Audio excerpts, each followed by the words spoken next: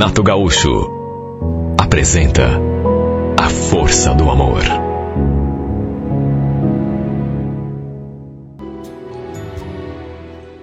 Olha, eu morava ali naquele bairro desde que me entendia por gente. Nasci e me criei ali e sempre morando na mesma casa. Eu conhecia todo mundo. E naturalmente que todo mundo me conhecia também. Para todos, principalmente para a criançada, eu era a tia Márcia. Era assim que eles me chamavam. Meus pais já eram falecidos. Mas eu tinha um irmão, só que ele morava no interior, em Cambé, perto de Londrina. Ele e a família, e tinha os seus negócios por lá. Fazia mais de 5 anos que a gente nem se via. Na época, eu estava separada já fazia tempo. Quase 10 anos. Não tinha filhos e, apesar de viver sozinha, desde a minha separação, para ser sincera, já tinha me acostumado a viver assim. Mesmo sendo ainda jovem. Só tinha 49 anos. Sabe quando você vai tocando a vida e sem, assim, maiores sonhos, sem grandes expectativas, vai se acostumando e a vida fica boa. A minha, por exemplo, estava boa, não tinha do que reclamar. Pelo menos em relação a relacionamento, a sentimento, era assim que eu ia levando. Graças ao fruto do meu trabalho, eu sempre gostei muito de trabalhar. Eu tinha uma situação financeira boa. Morava ali naquela casa onde tinha nascido, onde tinha passado toda a minha vida. Tinha também uma casinha de praia, né, que já estava alugada, fazia 3 anos, e uma lojinha que funcionava ali mesmo, na parte da frente da minha casa, onde eu vendia de tudo. Atendia todo tipo de gente. Embora a maioria dos meus fregueses fossem crianças, adolescentes, até porque ali perto tinha uma praça, tinha uma escola, quer dizer, criança por ali nunca faltou. Nunca vou esquecer aquele dia quando aquele homem entrou pela porta perguntando se eu tinha cola de secagem rápida para vender. Por acaso, eu tinha, até porque, repito, eu vendia praticamente de tudo. Enquanto eu atendia o homem, sem eu perguntar nada, ele foi me explicando que tinha ido atender um conhecido ali perto, ele que trabalhava como mecânico de automóveis e precisava daquela cola para colar alguma coisa lá no carro desse seu conhecido. Era um homem, assim, vistoso, bonito, charmoso. Aliás, bastante simpático também. Só que quando foi fazer o pagamento, ele me entregou uma nota de R$100. Lembro que eu falei, puxa vida, eu não vou ter troco para te dar. Faz o seguinte, depois você passa por aqui e me paga, tudo bem? Ele perguntou se não tinha problema e guardou o dinheiro na carteira, dizendo que tão logo passasse ele de volta, com o trocado pagaria pela cola. Não era a primeira vez que eu fazia isso, mesmo que fosse uma pessoa desconhecida. Já tinha até perdido dinheiro em alguns casos. Só que fazer o quê? Eu realmente não tinha troco. Para minha surpresa, quer dizer, nem tanta surpresa assim, dali menos de 1 hora, ele voltou com uma nota de R$20 na mão. Ó, vim trazer teu dinheiro, você tem troco para 20? Peguei a nota, lhe dei o troco, só que, em vez de tomar o seu rumo, ele ficou ali, puxando o assunto, olhando a loja. No canto havia, assim, um freezer de sorvete. E ele foi lá e pegou um picolé. Enquanto isso, continuou ali, puxando o assunto comigo. Repito, era um homem muito vistoso, muito charmoso, muito simpático, conversador, despachado. Pelas tantas, lembro que ele falou. Você sabia esse meu conhecido, que eu estou atendendo agora? Ele me falou que conhece você. Me disse até teu nome. Que você é sozinha, que você já tem esse comércio aqui faz muito tempo. É verdade? Olha, ele até falou o nome do freguês em questão. Mas apesar de eu conhecer praticamente todo mundo, sinceramente, pelo menos de nome, não lembrei. Para minha surpresa, depois daquela pergunta, ele começou a fazer outras e de cunho pessoal. Chegou a perguntar quanto tempo que eu estava separada, se continuava totalmente sozinha ou se tinha algum namorado, algum pretendente. Sabe, começou a perguntar coisas como se fosse meu amigo íntimo. Confesso que até estranhei tanta curiosidade sobre a minha vida. De todo modo, fui dando corda, até porque gostei do jeito dele. De modo que ele foi perguntando e eu fui respondendo. Ele também, no meio da conversa, falou um pouco da vida dele. Que era mecânico, eu já sabia. Mas contou que era separado também e que dividia o aluguel de uma casa com um amigo. Sabe, quanto mais a gente conversava, esquisito isso, né? Tem pessoa que você parece que o santo não bate. Já tem outras que você, sei lá, dá a impressão de que conhece há muito tempo. E eu fui me sentindo tão à vontade conversando com ele, até que ele deu uma olhada no relógio e falou que estava na sua hora. Só que quando foi pegar o troco do sorvete, em vez de pegar o dinheiro, ele acabou roçando assim os dedos na minha mão. Aí sorriu e pediu desculpa, como se tivesse feito aquilo sem querer. Se despediu, falou que tinha adorado me conhecer e quando ia saindo pela porta, ainda me acenou e perguntou: escuta, Márcia, desculpe meu jeito, você, na verdade, nem me conhece direito, mas você não está afim de fazer alguma coisa qualquer dia desses? Poxa, eu gostei tanto de te conhecer, te achei uma pessoa assim tão bacana. Se eu te convidasse, você aceitaria? Para a gente se conhecer melhor? Olha, aquilo foi tão inesperado que eu não soube nem o que falar.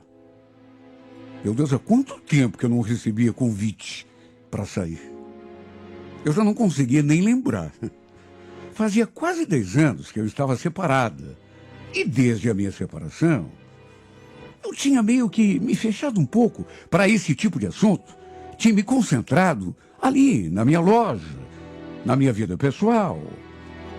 E tinha também sofrido tanto no casamento que... Lembro que sorri, meio sem graça, e num impulso, mesmo tendo acabado de conhecê-lo, acabei aceitando. Não, a gente pode sim. É só combinar. Enfim. Ele saiu, não sem antes me dar um sorriso, dizendo que me passaria o seu número e me ligaria depois para a gente combinar. Olha, incrível, né? É que fazia tanto tempo que eu não tinha contato nenhum, assim, com um homem. Eu tremia enquanto digitava o número dele. Sabe quando você não acredita? Não era uma mulher feia que justificasse o fato de estar sozinha há tanto tempo. Pelo contrário, tinha lá os meus encantos. Sabia que não era de jogar fora, mas sei lá. Apesar de alguns homens terem inclusive despertado ou manifestado algum interesse em mim nesse tempo todo, não sei, nenhum despertou o meu interesse. Sem contar que eu já estava tão acostumada com aquela minha vida. Sinceramente, não sabia se conseguiria me adaptar a outro estilo de vida. A dividir, por exemplo, minha cama com um homem. Só que, por outro lado, o Ari mexeu comigo. Embora nosso contato tenha sido assim tão curto, ele mexeu comigo. Ele tinha um jeito assim de me olhar, de sorrir, que me dava um friozinho assim por dentro, uma sensação tão gostosa que eu já não experimentava há tanto tempo. Enfim, ele anotou o meu número também e ficou de me ligar depois. Pode esperar que eu vou te ligar, tá bom? Gostei muito de conhecer você. Falou aquilo, virou as costas e foi embora sorrindo. Eu ainda saí ali na porta para vê-lo se afastando. Ele tinha deixado o carro do outro lado da rua.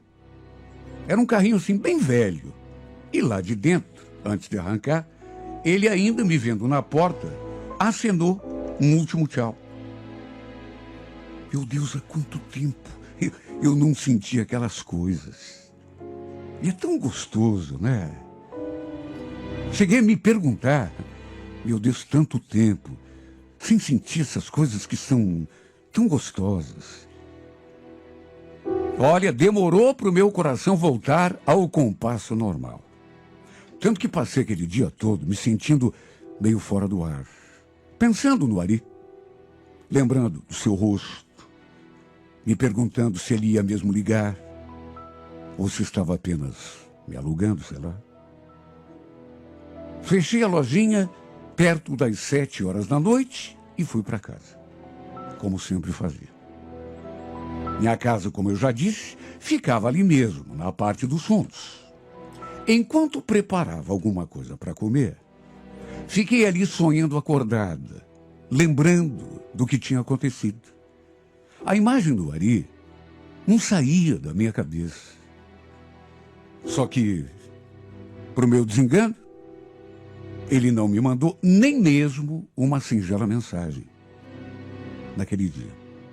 Confesso que fiquei esperando. Sabe, custei a dormir, inclusive, só que nada. Até que, finalmente, no sábado, perto das 5 horas da tarde, meu celular tocou. Na tela, aquele número que eu já imaginei, o coração já começou a pular. Será que é ele? De repente, disse alô e escutei aquela voz. Oi, Márcia. Sou eu, o Ari. Tudo bem? Chegou a me dar até uma tontura aquela hora. Juro por Deus.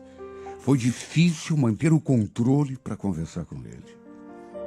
Eu sei que é difícil hoje em dia alguém sentir esse tipo de coisa. E muita gente pode achar até que eu estou exagerando. Só que eu juro que não. Meu Deus, 10 anos separada, praticamente. E durante esses 10 anos, nenhum namorado, nunca. Resumindo, ele queria marcar para a gente sair para algum lugar, beber alguma coisa, conversar, se conhecer. Eu estava tão desacostumada a esse tipo de coisa. E também não bebia nada de álcool, de modo que acabei sugerindo que, em vez de sair, eu o convidasse para um jantarzinho ali mesmo em casa. Pensei que ele não fosse gostar, mas ele adorou. Você sabe que, para falar a verdade, eu até prefiro? Gostei.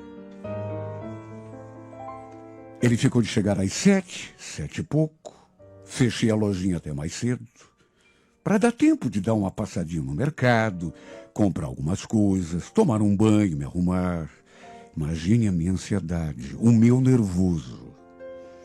Há quanto tempo que eu não me senti tão empolgado, meu Deus, tão cheio de entusiasmo.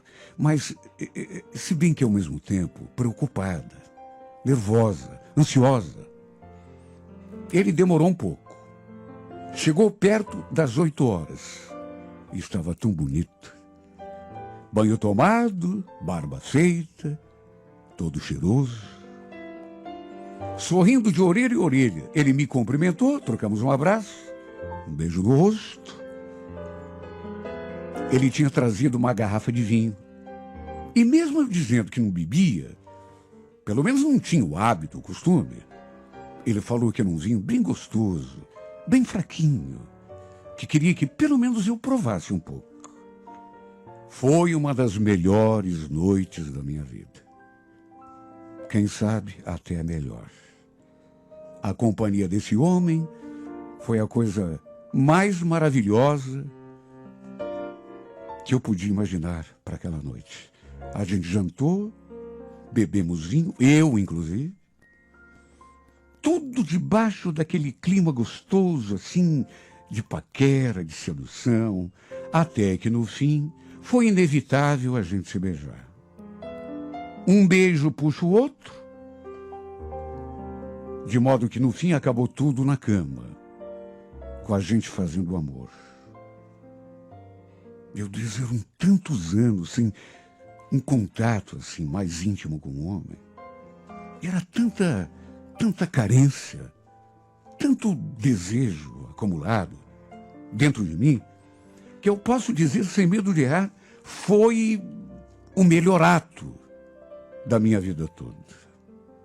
Acho que nunca tinha me entregado a um homem com tanto sentimento, nem mesmo para o meu próprio marido. E talvez por isso tenha me sentido daquele modo, com os sintomas de paixão aflorando em mim depois que ele foi embora. Sabe aquela saudade imediata, aquela falta? Olha, chegava a doer, a sufocar. Para minha alegria, não ficou apenas naquela primeira vez. Passamos a nos ver com muita frequência. Volta e meia, ele vinha à minha casa, a gente jantava e tudo terminava na cama. Eu fui me tornando tão dependente desse homem que não consigo nem explicar. Logo eu, que estava tanto tempo sozinho, comecei a pensar nele o tempo todo, 24 horas por dia. Queria que ele estivesse sempre ali comigo o tempo todo. Acho que nunca tinha me sentido assim em relação a ninguém. Estava até me desconhecendo. Tinha sábado que eu nem abria a loja. Ou então abria só na parte da manhã. Tudo para poder ficar junto dele. Um dia depois de fazermos amor, ele me fez aquela proposta. Escuta, Márcia, o que você acha de eu vir morar aqui com você? Veja, não estou te pedindo em casamento, mas é que a gente está se dando tão bem. Então eu pensei que...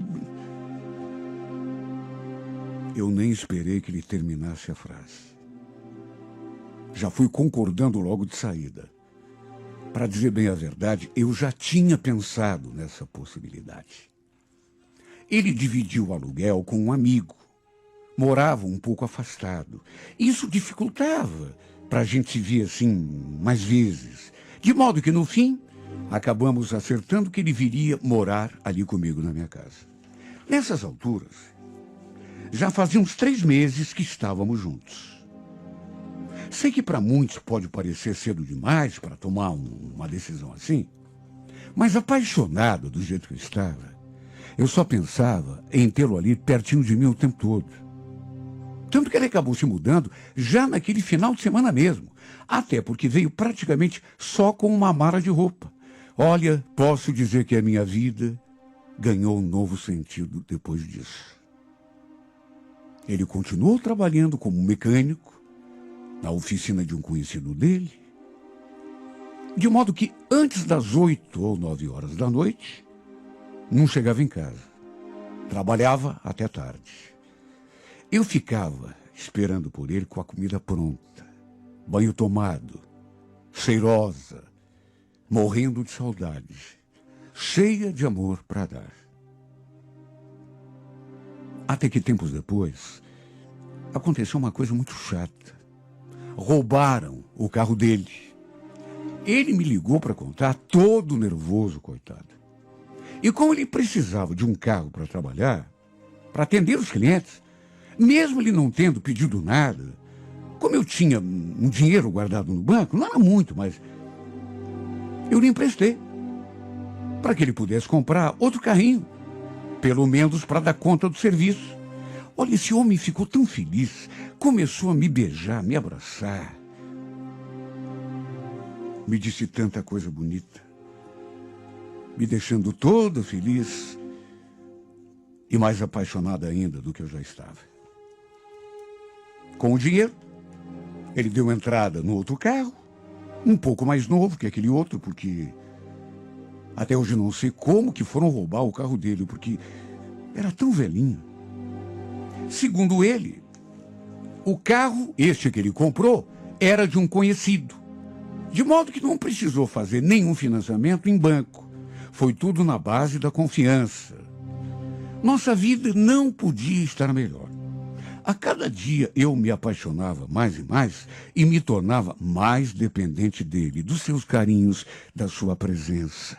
Quando deitava, por exemplo, depois de fazer amor, a gente sempre conversava praticamente sobre tudo. e também sobre o futuro. Ele vivia falando que seu maior sonho era ser dono da própria oficina. Não tem de trabalhar de empregado para os outros. Só que era algo meio fora das suas possibilidades. Principalmente porque teria de começar do zero. Ele não tinha equipamento nenhum. E tudo custava os olhos da cara. Até para arranjar um sócio, para começar um negócio, era difícil. Nenhum banco, pelo menos foi o que ele falou, lhe daria empréstimo ou concederia algum financiamento. Sabe, eu me sentia tão triste quando ele começava a falar desse seu sonho de ter sua oficina, porque parecia mesmo que na situação dele era alguma coisa impossível de acontecer. Eu comecei a pensar e, sei lá, de repente, quem sabe eu pudesse ser sócia dele? Investir um capital nessa oficina? Ele entraria com a mão de obra e no fim todo mundo sairia ganhando. Eu ainda tinha um bom dinheiro no banco, que estava lá parado, rendendo uma mixaria na poupança, então pensei, por que não? O fato de estarmos juntos, vivendo como marido e mulher, acabou pesando e me fazendo enxergar que eu estava em condições de ajudá-lo. Mesmo que depois ele me devolvesse o que eu investi, eu estava em condições de ajudá-lo. Tanto que um dia conversei com ele sobre isso e deu para ver aquele brilho diferente no seu olhar. Você está falando sério, amor?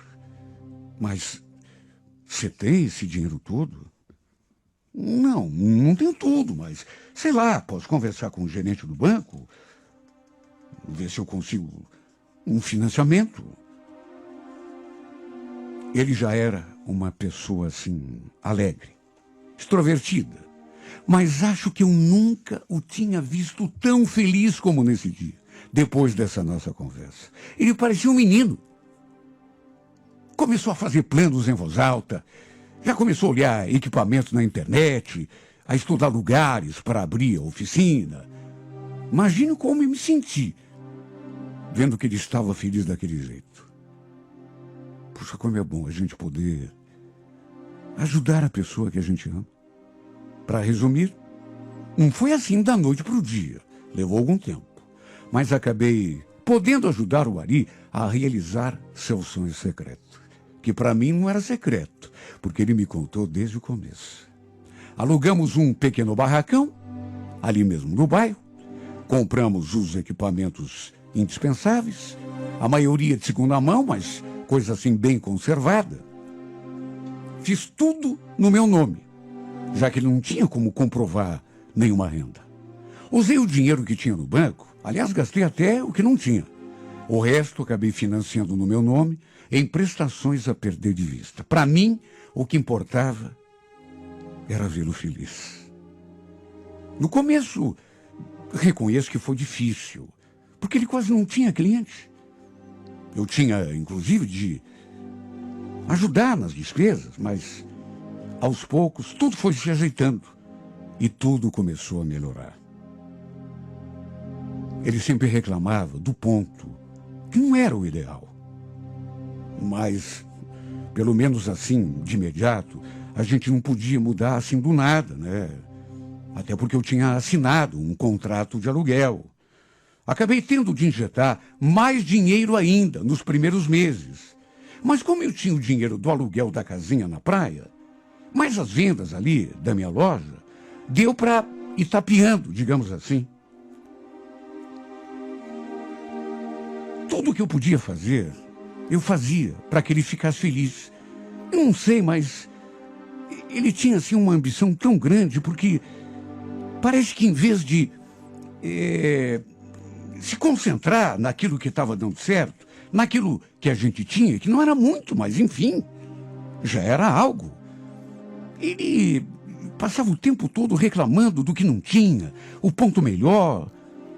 Eu senti que ele começou a mudar, aquele cara tão feliz, tão alegre, quando não tinha nada. Ele começou a mudar. Parece que aquele negócio próprio foi aumentando a ambição que ele tinha E ele queria mais, queria um ponto melhor, um ponto maior. Ele começou a agir assim de um modo diferente. Eu até me assustei, assim, no começo.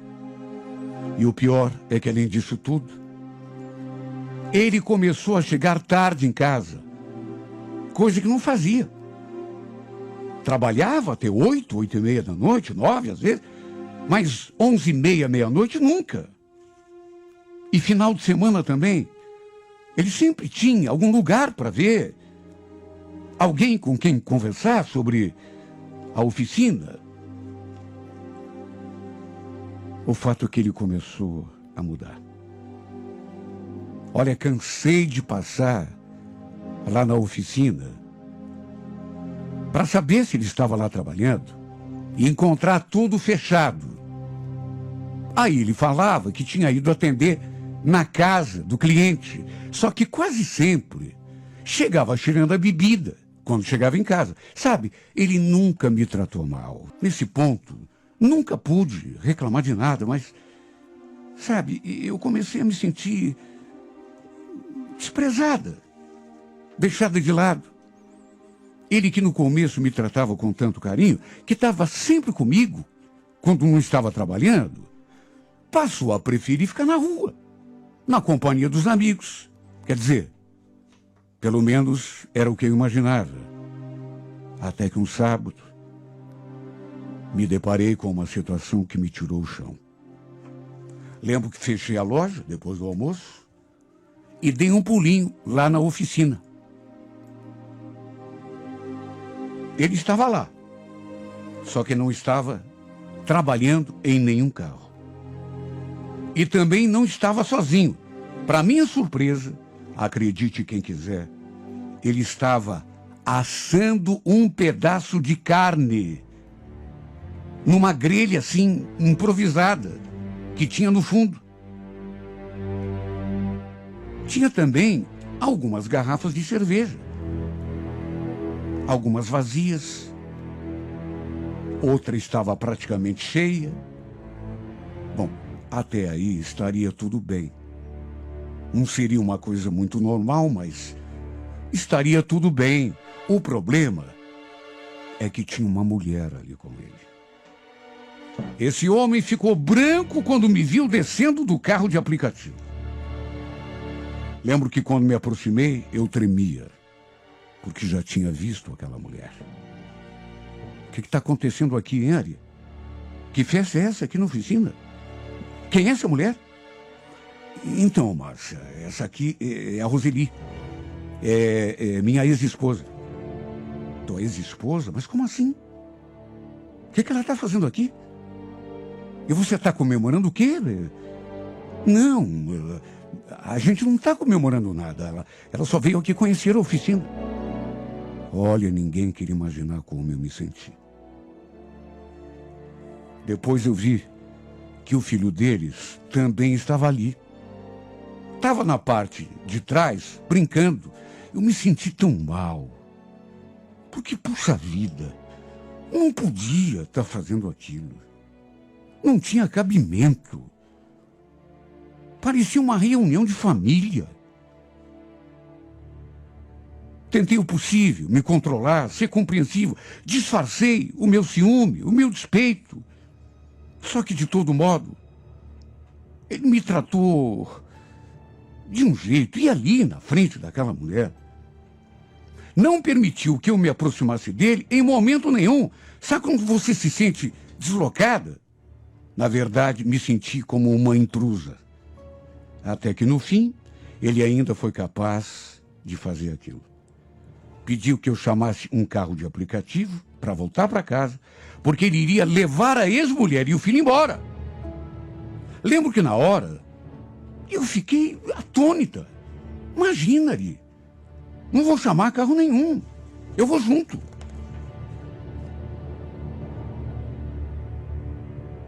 Olha, eu nunca tinha passado por uma situação dessa. Nunca. Ele chegou a dizer que não ia caber todo mundo no carro. Márcia, a Roseli passou no mercado. O carro está cheio de compra. Não vai caber todo mundo. Chama um carro de aplicativo. Depois a gente conversa. Eu nunca tinha me sentido tão humilhada. E a verdade é que foi a partir desse dia que o nosso relacionamento começou a desandar. Eu senti que ele começou a se reaproximar daquela mulher e do filho. Pior, senti que ele ainda sentia alguma coisa por ela, que talvez, inclusive, nunca tivesse deixado de amá-la, até que, no fim, foi inevitável. Ele acabou me deixando e voltando para ela.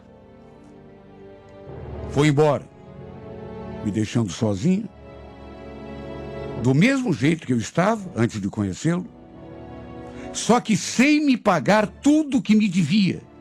E olha, no auge do meu desespero, numa tentativa de fazê-lo continuar do meu lado, eu falei que queria o meu dinheiro de volta. Queria que ele me pagasse o que eu tinha investido, inclusive o carro. Do contrário, daria parte à polícia. Ele não podia me abandonar depois de tudo que eu tinha feito por ele. Aliás, ainda estava pagando as parcelas do financiamento, dos equipamentos, do banco, que estava tudo no meu nome. Sem contar o aluguel do barracão. Ele falou que eu podia ficar tranquila, queria me pagar centavo por centavo. Embora até hoje eu não tenha visto a cor do meu dinheiro. Não vi e tenho certeza que não verei. E como se fosse pouco, tempos depois ele simplesmente tirou tudo lá do barracão, levou a oficina para outro lugar, que eu não sei onde fica, porque ele simplesmente sumiu e foi embora, sabe Deus para onde. Minha vida virou um calvário. Caí em depressão. E desde então, estou vivendo à base de remédios fortes, porque não consigo assimilar tudo o que aconteceu. Nem dormir eu consigo mais. Além de ter me tirado tudo que eu tinha, ainda levou a minha vontade de viver. Até hoje eu não entendo por que ele agiu assim comigo. Por que resolveu fugir? Será que foi só por causa do dinheiro que ele me devia? Ou será que foi para se livrar de vez de mim? Com toda certeza, deve ter voltado para aquela mulher e para o filho. Eu senti aquele dia, sabe, você percebe quando ele não agiu correto comigo. Tem horas que eu penso que ele se aproximou de mim de caso pensado, já com segundas intenções. Sabia que eu era uma mulher sozinha, carente, e talvez tenha se aproveitado disso para conseguir me seduzir. E no fim arrancar de mim tudo o que queria. Lhe entreguei todo o meu dinheiro. Me enchi de dívidas para que ele realizasse o sonho de ter a sua própria oficina. E no fim foi tudo em vão, porque ele acabou me deixando para voltar para sua ex. Minha vontade é de dar parte dele na polícia.